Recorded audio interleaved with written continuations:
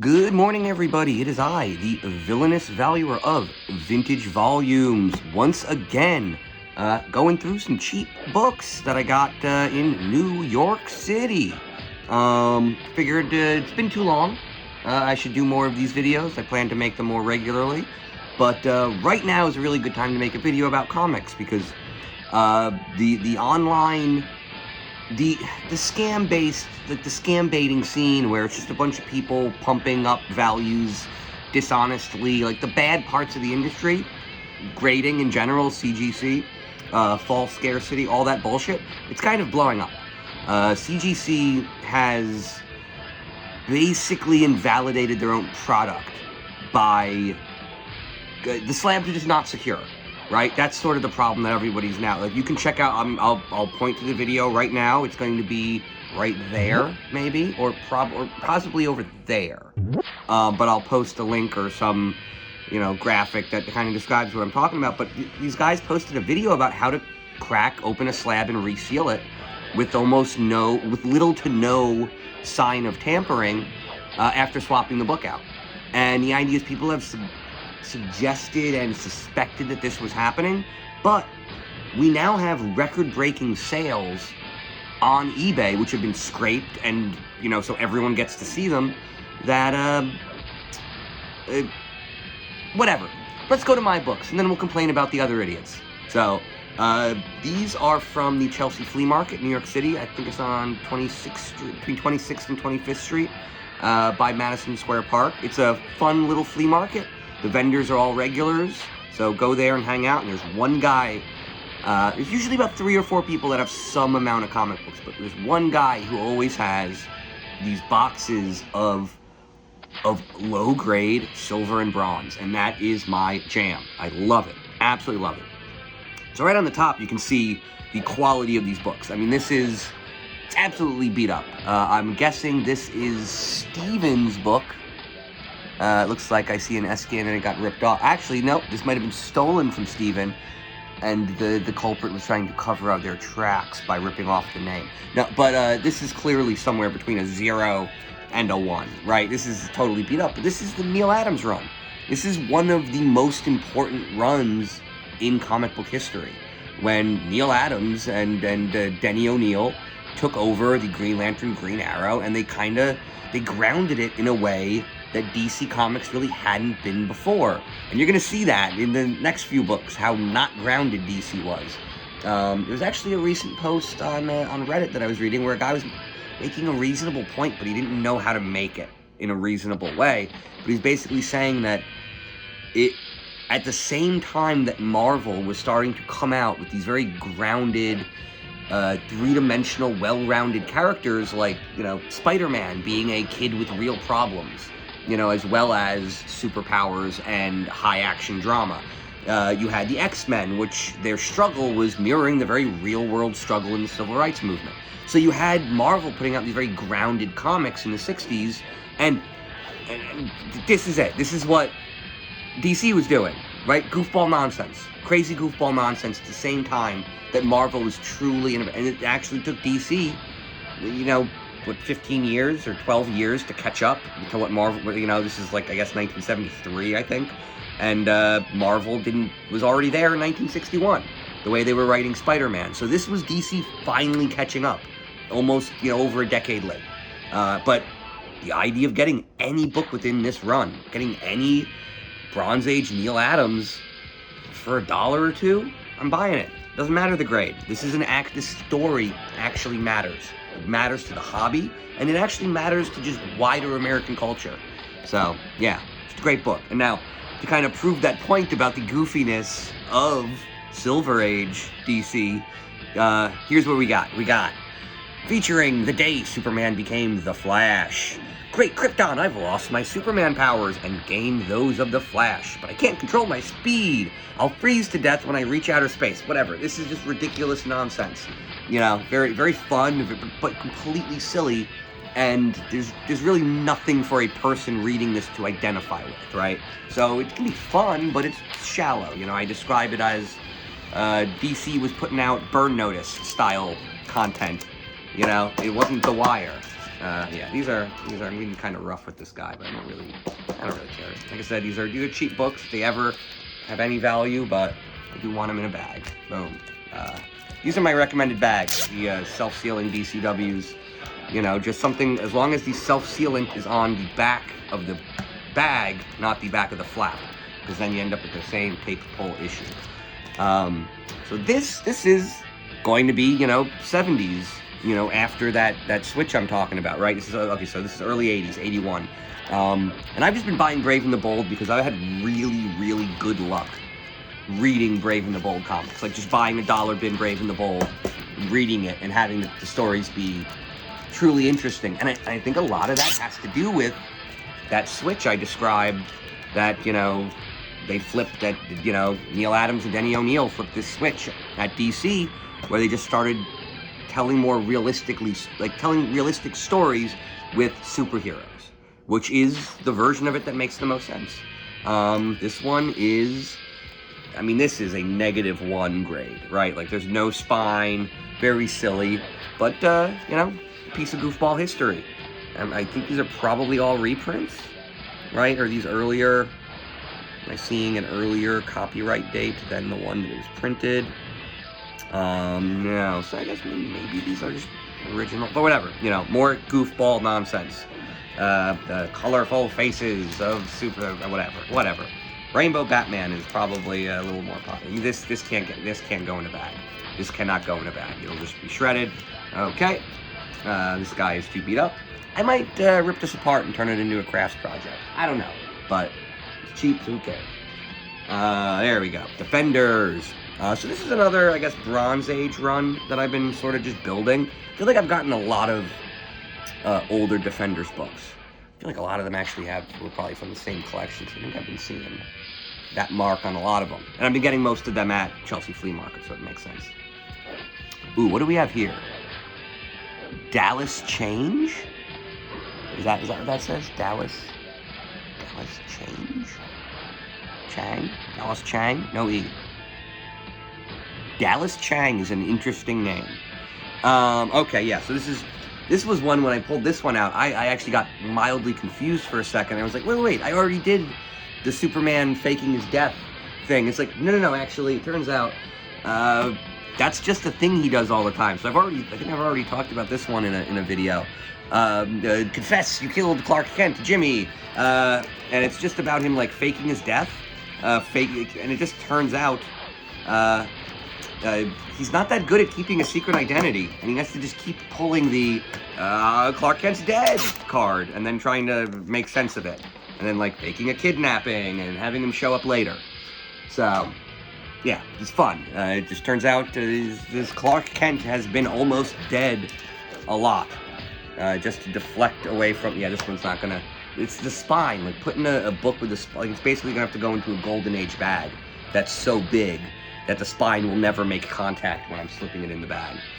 So yeah, there we go. 2 of those can't be bagged. So beat up.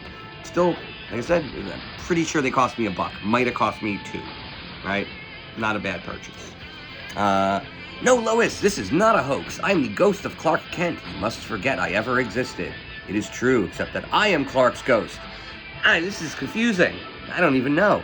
Who's this guy? This guy is very ominous looking. I think he's the villain, right? I'm just calling it, right? Can we get any, let me see if I can get a confirmation. I mean, yeah, look at this. There's just no cover there. Real beat up. Here's the creep. I think it's the creep. I just think it's the creepy guy. Who's the bad guy here? Okay, this seems a little more complex. He's getting a massage. These appear to be mobsters. Although almost everyone looks like a mobster, just wearing a pinstripe suit and a hat is what we associate with, you know, the gangster era, but it's also just everybody in the 50s. So whatever. There we go. What do we got here? Keeper of the... You can see flakes of those other books that I'm not bagging up are all over them. Okay. Keeper of the Eternal Flame. An action-packed adventure. Yeah, I don't know, just a big bird. It just doesn't even seem like that big of a deal. Flaming sword and a big bird. What is this? Okay, so this seems to be some Viking nonsense. Voldemar of the Flame. Yeah, very, so like, what is it? This is all stupid, goofy nonsense. Basically, until until, you know, Denny O'Neil and Neil Adams came along on Green Lantern, DC Comics was 100% ridiculous. What do we got? How can you deny I'm your wife, Superman? You signed our marriage certificate. And there's your super son. Why did you leave us? This is just creepy. Yeah, this is deadbeat dad Superman and Super Orphan. Very weird. And this is just a very fun cover. And I think part of the reason I picked this one for today's video was I was just watching True Detective Season 1, which is amazing. I'm not watching the new one. The new one doesn't seem to be about the same things or by the same people, so I don't understand why I would watch it. It's just somebody bought the brand of True Detective, and whatever, so I have no reason to watch that. But in True Detective Season 1, I was describing a dead man switch to my friend when we were watching the final episode, and it was like, oh, it's a thing that happens when you die, and I was describing the tapes and information packets that Marty and Rust were putting together to send out when they were chasing the Yellow King. They thought they don't survive the confrontation. They want to make sure the evidence that they've gathered goes out. And so this is the same kind of thing, but for Superman. So I just thought it was fun. I was like explaining the concept of a dead man's trigger, and then I pulled a you know what, 60-year-old comic book that featured the exact same concept. So I thought that was fun. And so yeah, this was a fun little you know, just stack of really cheap books. Cheap books are fun. There we go, got that one in. I think I can get this guy in too. It has a mostly intact spine. Get in there. Get in there, buddy. There we go.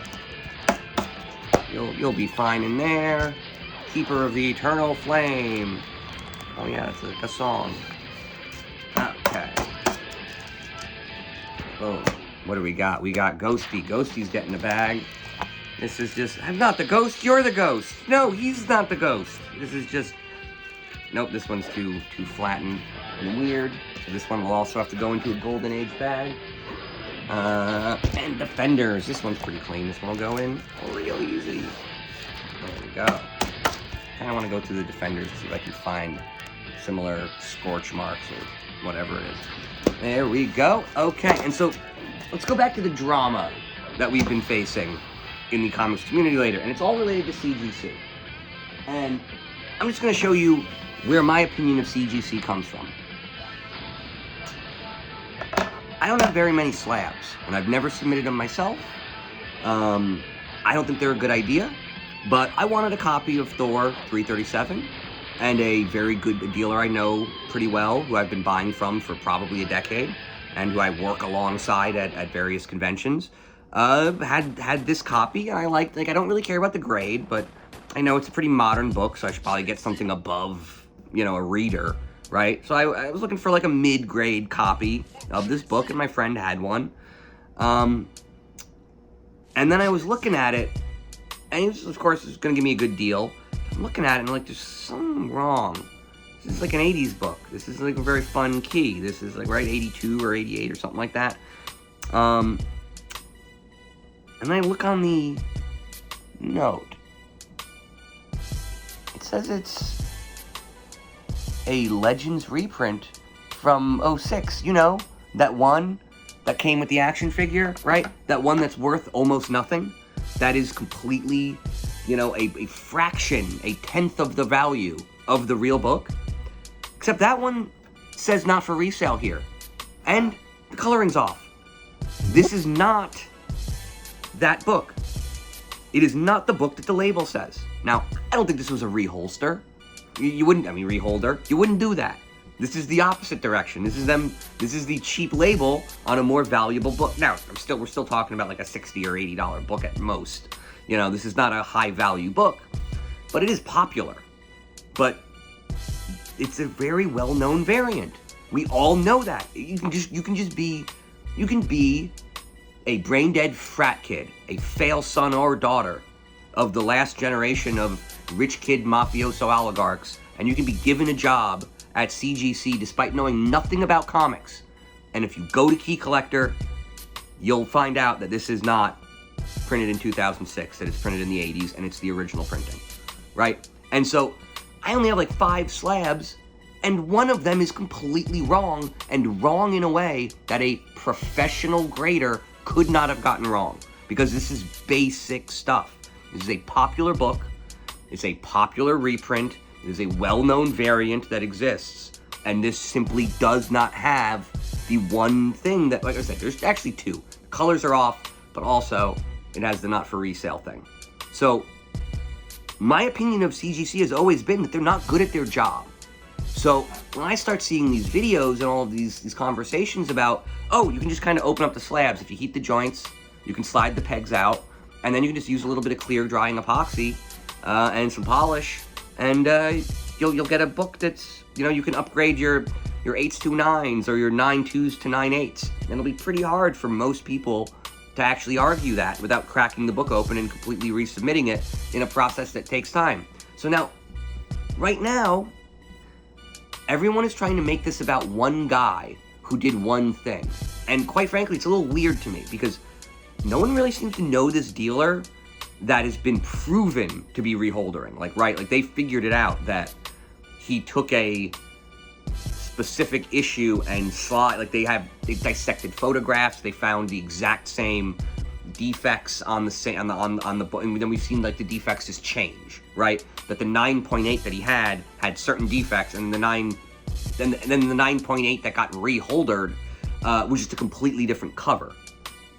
And so that's fine, and this is on a record-breaking Bronze Age sale, which is already suspicious because Bronze Age books are not scarce. They're just not. And so you have this ridiculous price point on an eBay sale that got a lot of scrutiny. But people are still just looking at an eBay sale. And we're just looking at photos. And in my head, these could just be fake photos. The database entries in the registry could be faked. Because as of right now, we do not have any actual confirmed victims of this guy.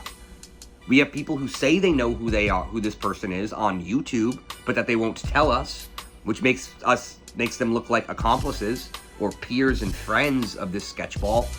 And then we have anonymous accounts on the CGC forum. I'm going to try to show a little screenshot here somewhere, where it's just an anonymous account that's never said anything on CGC, says, oh, I bought one of these books, and the guy was willing to give me a refund, so I guess it's not that big of a deal. And it's like, no verification, no photos, no receipts from eBay, nothing at all, no correspondence from the guy, just an anonymous account saying something incredibly controversial, and, you know, we're supposed to take it seriously. And this is what the story is to me. One second, let me hit my iced coffee. The story here is just kind of ridiculous because it's not really based on anything. We have a one real world problem, which is slabs are not secure, right? That's real. If people can slide them open and reseal books, then this entire product has no value. The value of slabbing is this idea that, like, I know dealers. I've known dealers for 15 years, and if I go and buy a book from them, they'll have looked it over. They'll tell me how much scrutiny they've given it. They'll grade it. They'll also give me my money back if it turns out to be restored, right? Like, if I bought a book from a dealer I've known for a decade, and it turns out not to be what we thought it was, they'll make it right. Now, CGC isn't for that. CGC isn't for buying a book from a dealer you know and love. That's already how we already have the skills to do that. CGC was designed to reduce friction in the market and increase liquidity, mostly among strangers, right? So now somebody could go on the market and buy a CGC book knowing it's exactly what it is and not have to worry about the reputation of the dealer. Well, right now, after Swapgate, we are back to that. So now, for you to even believe the label has anything to do with the book, you basically have to know the entire chain of custody. And you have to trust the reputation of every one of those people. Which, in my opinion, makes the slab itself worthless. Its value only persisted as long as you could trust a slab from a stranger. If you can only buy them from your friends, and you can only buy them from people you trust, then there's just no reason to buy them. It's just, oh, you paid $40 to somebody. Cool, but why does that help me as a buyer, right? If the label itself and the slab itself isn't protection, then all that's happening when I see this is I see a dealer who overpaid for a book because they bought the book and then they spent somewhere between $10 and several $100 getting it graded and pressed.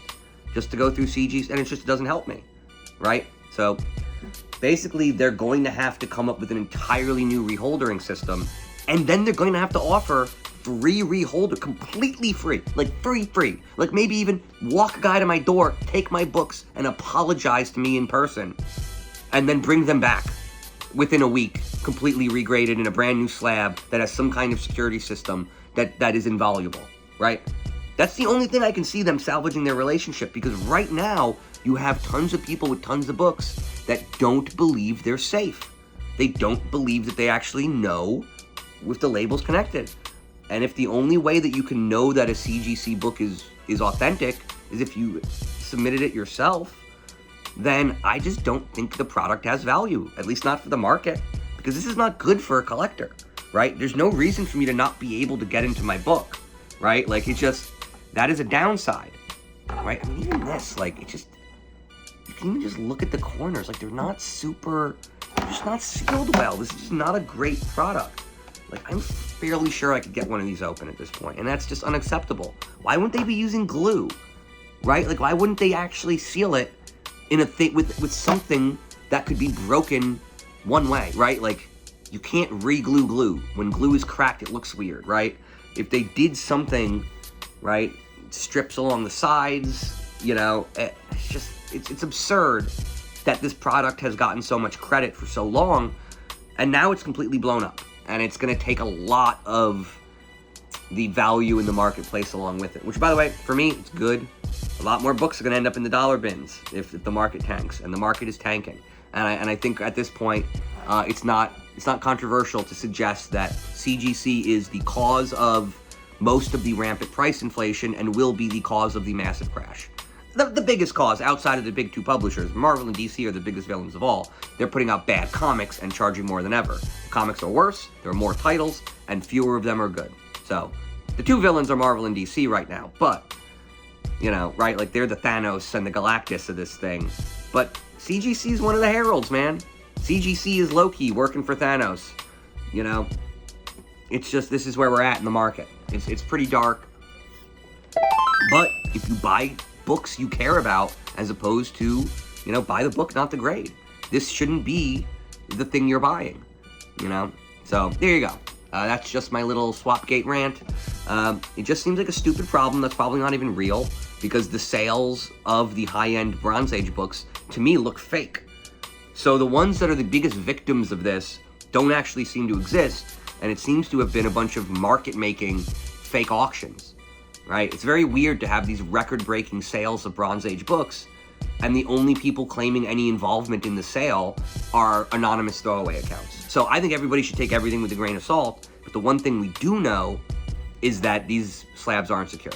So, CGC, you busted. You burnt. Oh, no comeback? You burnt.